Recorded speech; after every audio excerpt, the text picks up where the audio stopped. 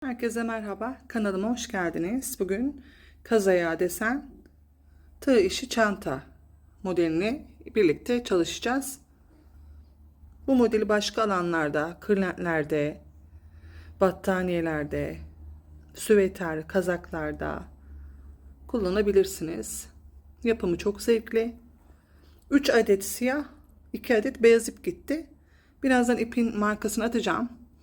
3 numara tığ kullandım. Elinize göre 3,5 da kullanabilirsiniz.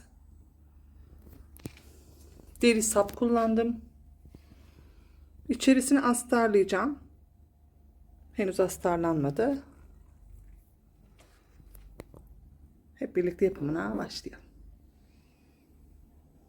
İpimizin markası Giren Yarn Makreme olacak. Siyah ve beyaz çok güzel gidiyor kaz ayağı modeline. Tabii ki kahverengi tonlarında da yapabilirsiniz istediğiniz renklerde. Tekrar şöyle göstereyim. Tığ numaram da bu arada 3 numara. Ama eliniz eğer çok sıkıysa biraz tığ numaranız 3,5 ya da 4 bile yapabilirsiniz. Tığım da 3 numara. Hep birlikte yapımına başlayalım. Elimiz 3 tane zincir üzerine kuruluyor. Yani şu gördüğünüz şöyle bir kısım 3 model üzerine kuruluyor. Burası ortası da 3 zincir üzerine kuruluyor. Yani 3 zincir çekerek istediğiniz sayıya da ulaşabilirsiniz. Hani yeni başlayanlar için o şekilde tarif edeyim. İstediğiniz büyüklüğe kadar zincirinizi çekebilirsiniz. Çantanın ölçüsü elinize göre değişebilir. Kiminiz sıkı örürsünüz, kiminiz gevşek. Ben gene de size santimini videonun başında attım. Kaç santim olduğunu çantanın. Sayısını dediğim gibi bakın şu şekilde. Ben 63 tane zincir üzerine kuracağım demiştim.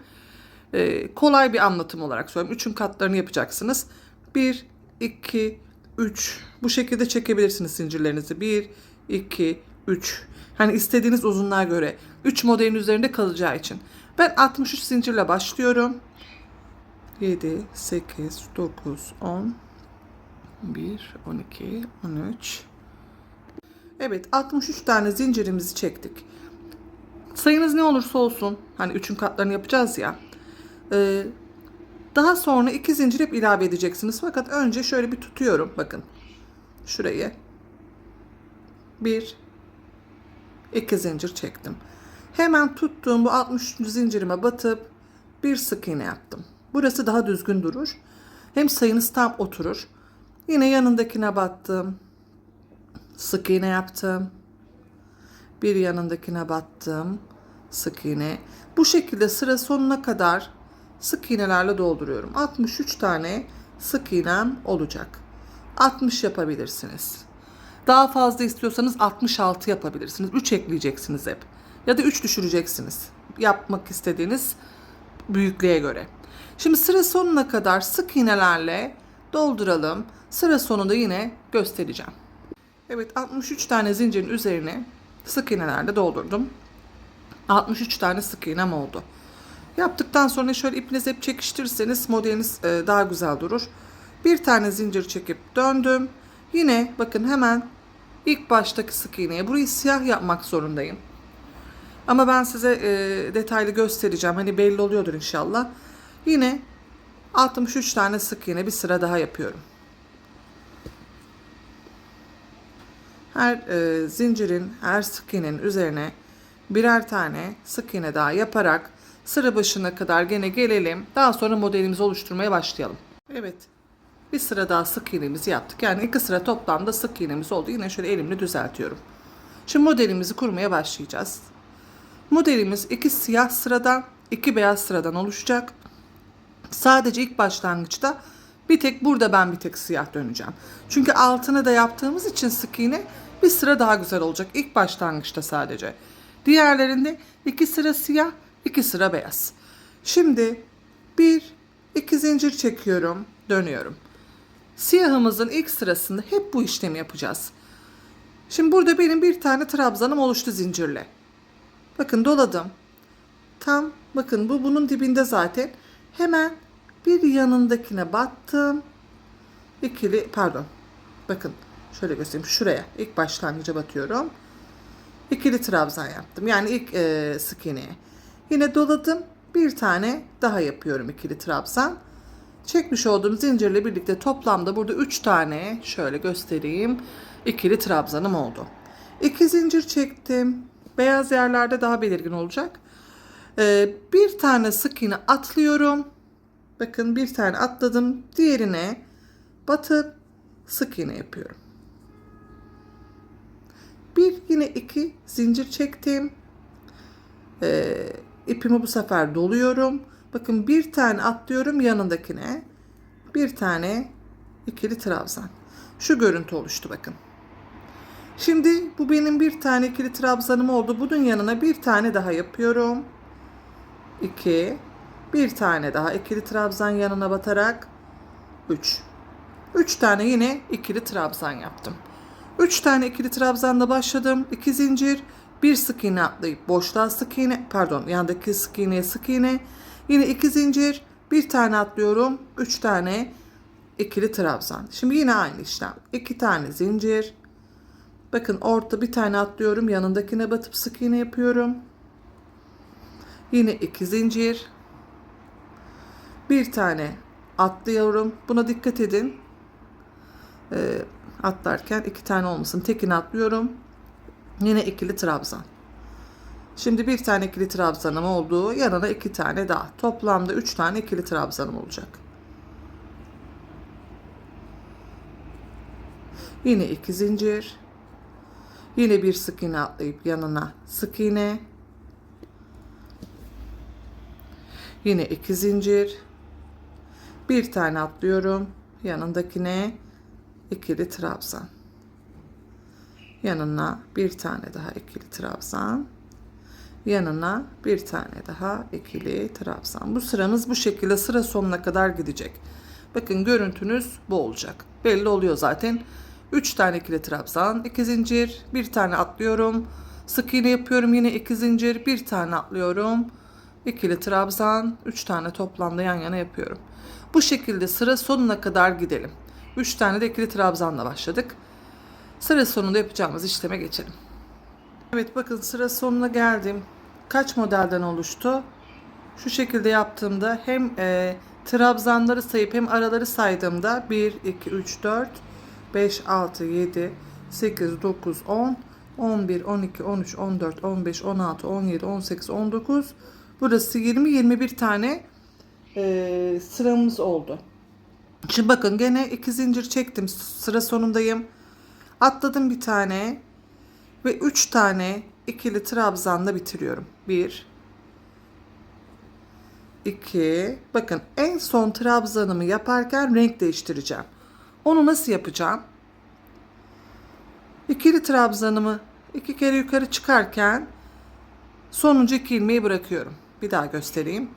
Son trabzanımı yaparken bakın doladım. 2 kere geçirin. Bir daha çıkacağım yukarı, çıkmadan ipimi bu şekilde 2 tane ilmek kalacak şekilde tığımda bırakıyorum. Şimdi beyaz ipimizi alalım. Şurada ilk etapta bir düğüm de atacağız ki sağlam olsun. Bakın geçirdim arasından. Daha sonra şu siyah ipimi şöyle bir sıkılaştırdım. Ve bu beyazla siyah ipime şöyle bir düğüm oluşturuyorum. Sıkıca şöyle. Ve bir tane daha. Bunu daha sonra yakarız.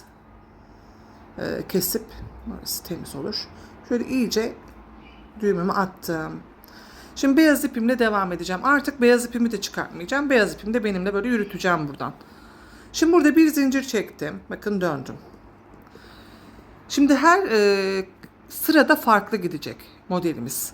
Nasıl gidecek? Yani farklı oluşturacağız. Ben size beyazın ilk sırasında da gene aynı bu işlemi yapacaksınız. İkinci sırasında da aynı işlemi yapacaksınız. Ben size bir sıra göstereceğim. Daha sonra yine anlatacağım. Oturacak iyice. Burada bakın hemen ilk böyle başlangıçta olan sık iğneme batarak bir tane sık iğne yaptım beyazla. Yanındakine de ikinci sık iğnemi yaptım. Bakın hemen şurada bu trabzanın tepesine de batarak üçüncü ikili trabzanımı yaptım. Burada tığımızı hemen şöyle doluyoruz. Biz ne yapmıştık? 2 zincir çekip şu araya sık iğne yapmıştık. Burada da bir boşluk bırakmıştık. Bir sık iğne atlamıştık. O atladığımız yere dipten batıyorum. Bakın ipimi böyle biraz çektim. İpinizi kısa tutmayın. Tam şu boyutunu ayarlayarak uzatın. Bir ikili trabzan yaptım. Yani o bir boşluk bıraktığım yere battım. Sonra doladım. Bakın 2 zincir çekip bu ortaya battığım kısım var ya, tam şurası. Onun tepesine de yine ikili trabzan. Doladım. Yine bakın 2 zincir çekip buraya geçtiğim yer var. Gene bir boşluk bırakmıştık. O boşluğa da batarak yine ikili trabzan. Burada ipimizi kısa tutmayalım. İpi biraz uzun tutun. Gene göstereceğim. Bakın şu şekilde oldu. Yani şuraya, şu kısma, bakın şu bir boşluk bıraktığım yere bir ikili trabzan yaptım. Bakın bir de burada ortada kalan yer var. Ortaya sık iğne yaptım. Yerin ortasına batıp ikinci ikili trabzanım. Yine bu boşluğun altındaki boş kalan yere de ikili trabzan. Şimdi bakın gene 3 tane trabzanımın yerine geldim. Burası önemli. İlkine, ilk sık iğneme, ilk yerime pardon, bir sık iğne yaptım. Bir zincir çektim. Bakın bir boşluğu, yani ikinci trabzanın tepesine atlayıp üçüncü trabzanın tepesine bir sık iğne daha. Karışık gelebiliyor arkadaşlar ilk etapta. Daha sonra yaptıkça o kadar zevkli bir model ki, ilk etapta bana da bu şekilde gelmişti ama sonra yaptıkça eliniz alışıyor. Şimdi tekrar doladım. Bakın yine buraya geldim. Ne yapıyorduk burada? İpimizi doladığımızda bu boşluğunu bir tane sık iğne bıraktığımız yere battım. İpimi aldım. Bakın böyle yapmıyorum sık iğnemi. Bakın hafif uzattım. Yani şununla hizaladım. Şöyle hafif uzatın ve ikili trabzan yapın. Doladım. Bu sık iğne yapmış olduğum bu yere, zaten burası belli bakın. Tam şurası. Oraya da batıp ikili trabzan. Yine doladım. Bakın bu boşluğa geldim. Bir sık iğne o bıraktığım yere batarak ipimi şöyle ayarladım. İkili trabzan. Bakın bu şekilde ikinci sıramız oluşmaya başladı. Ne yapıyorduk?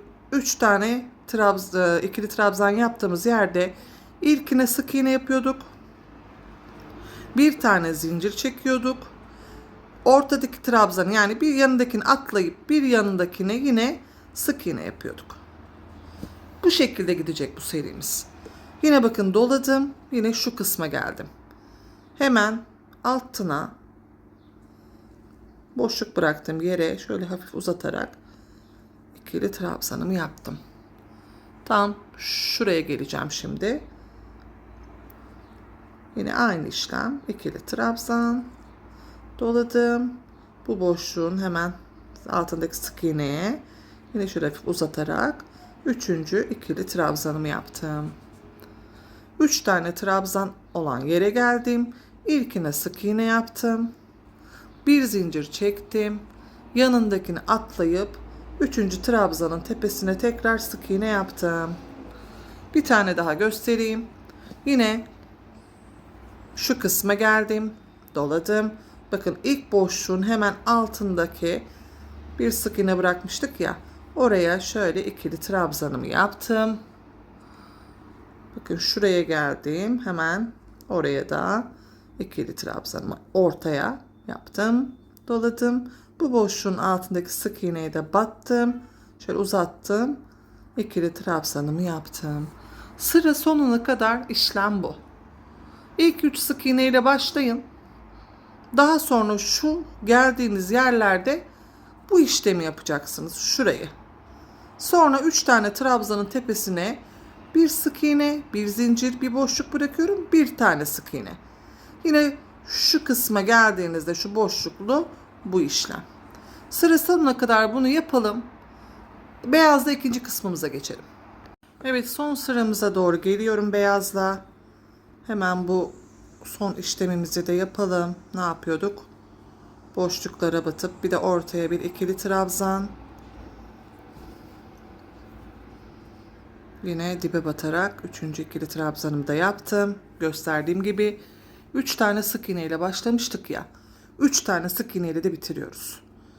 Hemen ilk trabzanın tepesine bir sık iğne. ikinciye bir sık iğne. Bakın sonda bu trabzanız yanda kalabilir. Hani orayı atlamayın. Üçüncü sık iğnesini de hemen ilk yapmış olduğunuz, o çekmiş olduğunuz zincirin tepesine batarak oluşturun. 3 tane sık iğne yaptım. Bir zincir çektim. Şimdi bir şey anlatacağım bir de. Bakın şimdi şöyle yaptığım var bir tane. Şimdi biz beyaz kısmını yapıyoruz ya. Her beyazı yaptığımda benim bu yaptığımı yapacaksınız. Daha sonra ezbere biniyor zaten iş. Her beyazın ilk sırasında benim gösterdiğim bu işlem olacak. Ben gene anlatacağım.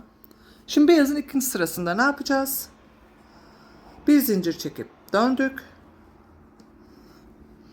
İkinci sırada da şu işlemi uygulayacağız. Bakın ilkine battım hemen.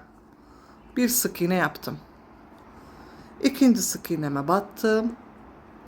İkinci sık iğnemi yaptım. Şimdi burada iki zincir çektim. Bakın burada benim şu kısmım var. Aşağı doğru batıp trabzanlar yapmıştık ya, şu.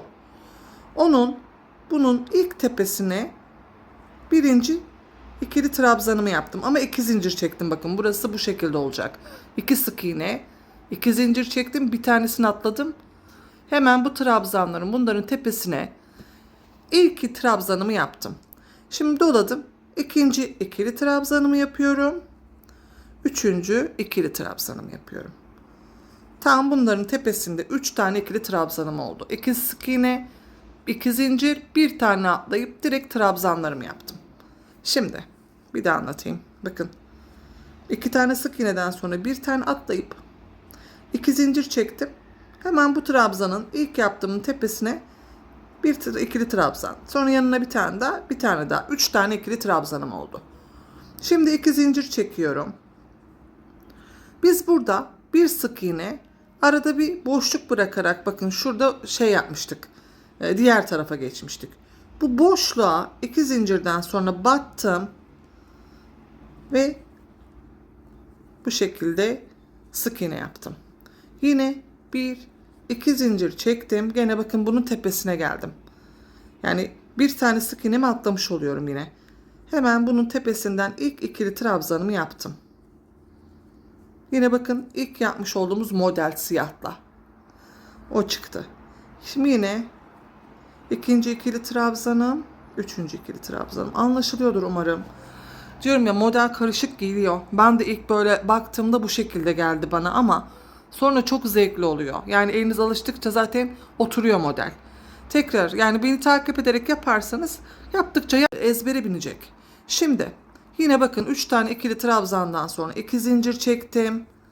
Bakın şurada bir boşluğum var. Bu 2 tane sık iğne, araya bir zincir çekip atlamıştık ya. Şu boşluğa batıyorum. 2 zincirden sonra bu boşluğa bir tane sık iğne yapıyorum. Yine 2 zincir çekiyorum. Yine bakın buraya geldim. Bu bir sık iğneyi atlayıp bunun direkt tepesine ilk ikili trabzanımı yaptım. İkinci ikili trabzanımı yaptım. Ve üçüncü ikili trabzanımı da yaptım. Tam gene üçlü trabzanların tepesine denk geliyor bunlar. Yine iki zincir arada, böyle bu şekilde ilk yapmış olduğumuz siyah yer gibi oluyor modeli. Başladı zaten model oluşmaya. Yine iki zincir çekiyorum. Ne yapıyorduk? Şu aradaki boşluğumuza, zincir çektiğimiz yere, beyazın bir sık iğne yapıyorduk. Yine iki zincir, bir tane sık iğneyi atlayıp bu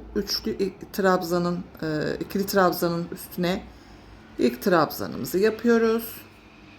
Yine ikinci ikili trabzanımızı yapıyoruz yanına ve en son üçüncü ikili trabzanımı da yaptım. Yine ne yapacağız? 2 zincir bu boşluğa, 2 zincir, 3 tane trabzan. Bu şekilde bakın ikinci beyaz kısmımızın sırası da oluştu. Her beyazın ilk sırasında deminki yaptığım işlem, ikinci sırasında da bu işlemi yapacağız.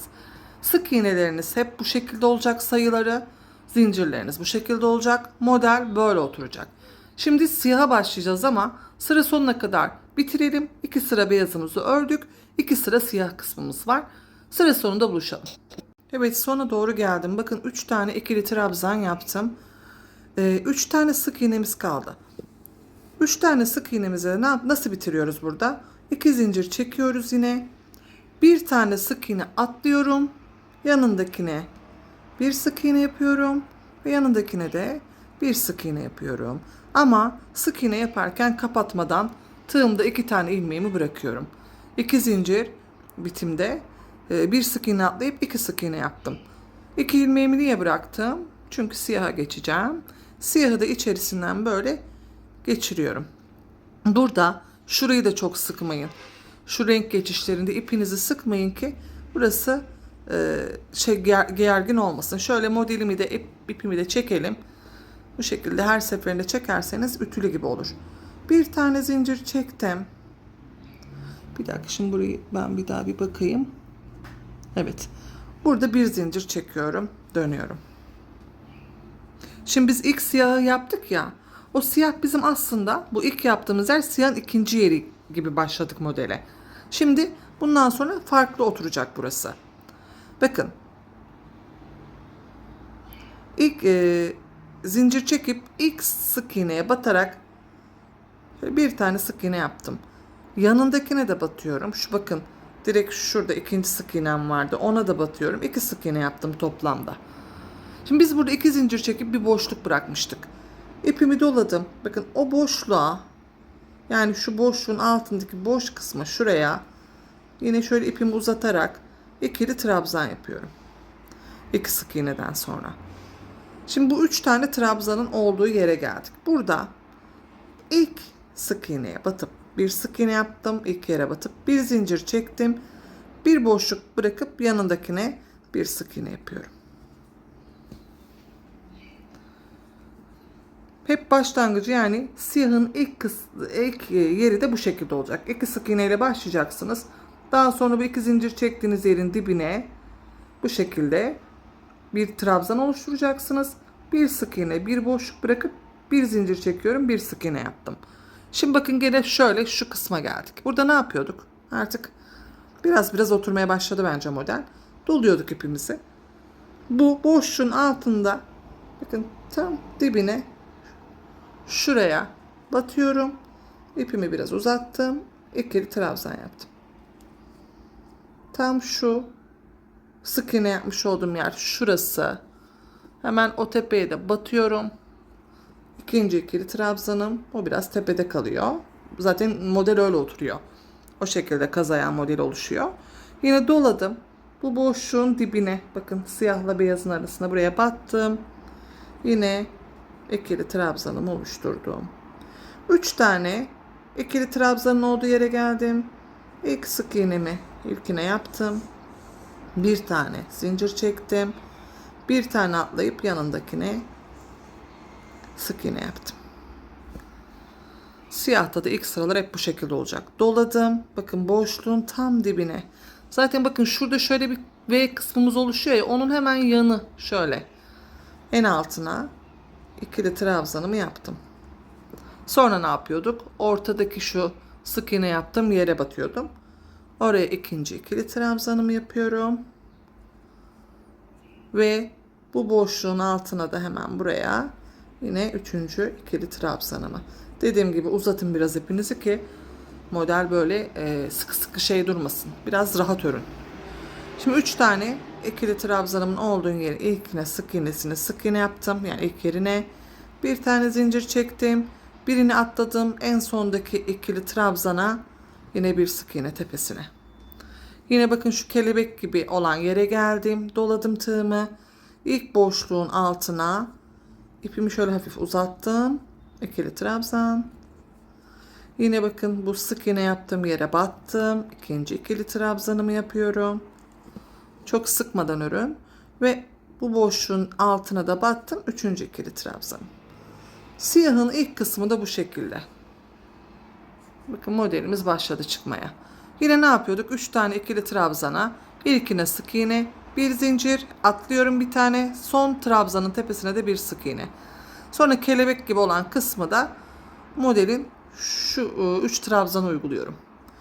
Siyahı da sonuna kadar gidelim bu şekilde. Burayı gene nasıl başladıysak sonunu da öyle bitireceğiz. Ben orayı da göstereyim size. Evet, şimdi siyahın sonuna doğru geldik. Bakın yine 3 trabzan üzerine ilkine sık iğne yapıyordum.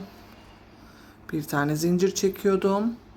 Yine son 3. trabzanın tepesine de bir sık iğne yapıyordum. Bakın boşluğa geldik. Yani 2 zincir çekip bir sık iğne atladığımız yer var ya. Doladık. Orada da ne yapıyorduk? Boşluğun dibine yine hafif şöyle uzatarak ikili trabzanımı yaptım. Sonra 2 tane kalan sık yerime de 2 sık iğne ile bitirdim. Bu şekilde modelimiz oluştu. Şimdi siyahta ikinci yere geçiyoruz. Burada 2 zincir çekiyoruz.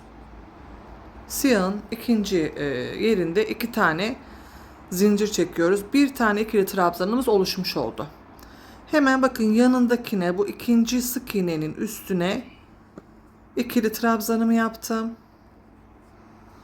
Ve bakın şu alta doğru yaptığımız ikili trabzan var ya, onun tepesine 3. ikili trabzanımı yaptım. 3 tane ikili trabzanım olmuş oldu. Şimdi burada yine bakın boşluk bırakmıştık burada. Bir tane zincir çekip 2 zincir çekiyorum. O boşluğun içine batıp bir sık iğne yapıyorum. 2 zincir çekiyorum.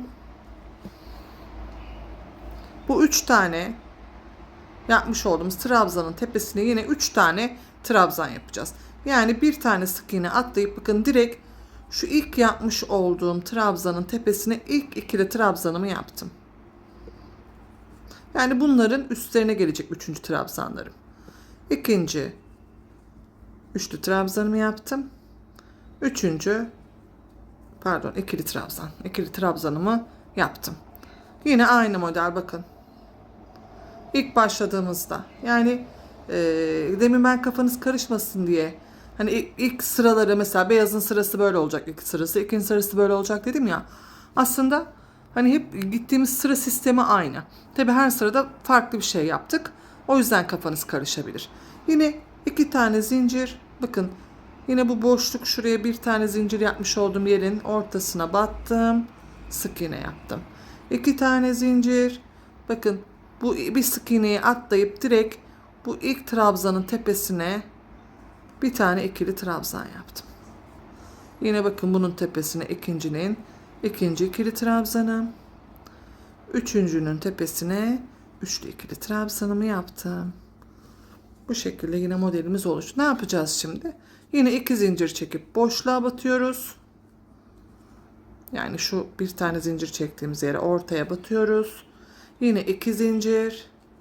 Yine bakın bir tanesini atlayıp direkt bu ilk yapmış olduğumuz tepesine ikili trabzanımızı oluşturuyoruz. 3 tane ikili trabzan da yapacağız. Siyahın da ikinci kısmı bu şekilde. Kafanıza takılan bir şey olursa ben yorumlar kısmında da seve seve cevaplarım. Yine sıra sonuna kadar gidelim. Bir sıra daha beyaz göstereyim ben size. Modelimiz bu şekilde ilerleyecek sonra. Siyahın son yerine geldim. Her sırada bakın burada nasıl bitiriyorsak burada da öyle bitiriyoruz. Sıra sonu ve başı aynı oluyor. Ne yapıyorduk? Bakın şimdi ben ortaya boşluğa battım, o sıramı yaptım. Şöyle bir daha göstereyim. En son 2 zincir çektiğim yerdeyim. Ne yapıyorduk? Şu boşluğa batıp bir sık iğne yapıyorduk. Yine 2 tane zincir. Şimdi bakın. Burada benim şöyle bir dibe battım ikili trabzanım var ya. Bir tane 2 zincirden sonra bırakıp doladım. Bunun tepesine direkt ikili trabzan yapıyorum. Kalan 2 sık iğnemin üzerine de yine ikili trabzan, 3 tane ikili trabzanla bitirmiş oldum. Yani şunun direkt tepesiyle başlıyorum. Bu aşağı doğru battığım yerin tepesine ilk trabzanımı, daha sonra yandaki 2 sık iğneyi de ikili trabzanımla bitirdim. Ne yapıyorduk yalnız? Son 2 ilmeğimizi bırakıyorduk. Kapatmıyorduk. Yine bakın beyaza geçiyorum ama şurayı şöyle çok sıkmadan, çok da gevşek bırakmadan. Şöyle elinizle ayarlayın. Bakın buraları böyle olacak. Sonra bunları kapatacağız. Beyaza geçtim. Bir tane zincir çektim. Beyazın ilk sırasında ne yapıyorduk? Yani burada ne yaptıysam ilk sırada yine burada da aynı şey yapacağım. Hemen ilkine batıyordum. Bir sık iğne. İkinci trabzanın tepesine ikinci sık iğne. Üçüncünün tepesine 3 tane sık iğne ile başlıyorduk. Şimdi bu kelebek gibi olan şu kısma gelince ipimi doluyordum.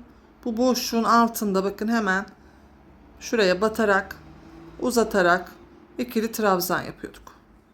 Sonra bu sık iğne yaptığım yere, bu kelebek gibi olan yerin ortasına batıyorduk. İkinci ikili trabzanım. Yine bu boşluğun dibine üçüncü ikili trabzanım. Bu şekilde modelimiz oluştu bakın. 3 tane trabzanın tepesine geldim. İlkine sık iğne, bir tane zincir, bir boşluk atlıyorum. Üçüncü trabzanın tepesine bir sık iğne. Burası da aynı. Burada ne yaptıysam bu işlemi ilk sırada, beyazın da ilk sırasını aynı şekilde devam edip yukarı böyle çıkacağız. Yine kelebek gibi kısmın yerine geldik. Boşluğun dibine batıp hafif uzatıp ikili trabzan yapıyorduk. Kelebeğin tam şu ortasına, kelebek diyorum hani modele ben. Tam bu şu iki zincir çektiğimiz yere, bunun tepesine de ikili trabzan yapıyorum. Daha sonra diğer boşluğunda altına ikili trabzan. Modelimiz de bu şekilde gidecek. Yine 3 trabzanın tepesine bir sık iğne, bir zincir, bir tane atlayıp diğerine bir sık iğne. Bu seri ile sıra sonuna kadar gideceğiz. Bu şekilde modelimiz oturacak. Daha sonra ne yapacağız? Dediğim gibi anlamadığınız bir yer varsa ben cevaplarım. Bakın daha sonra ben toplamda kaç sıra yapmışım?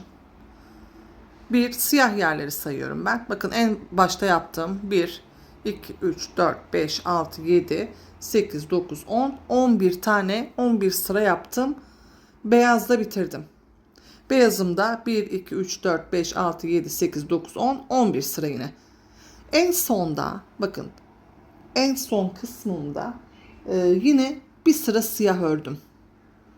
Yani bir sıra siyah gene ördüm ama örmeyi de bilirsiniz. Ne kadar isterseniz uzunluğunu o şekilde örelim. Ben en sonunda da dediğim gibi siyahın ilk sırasıyla bitirdim. Başta başlarken de öyle yaptık ya. Siyahın ilk sırasını, bir sırasını ördüm. Şimdi ördükten sonra ne yapacağız? Ona geçelim.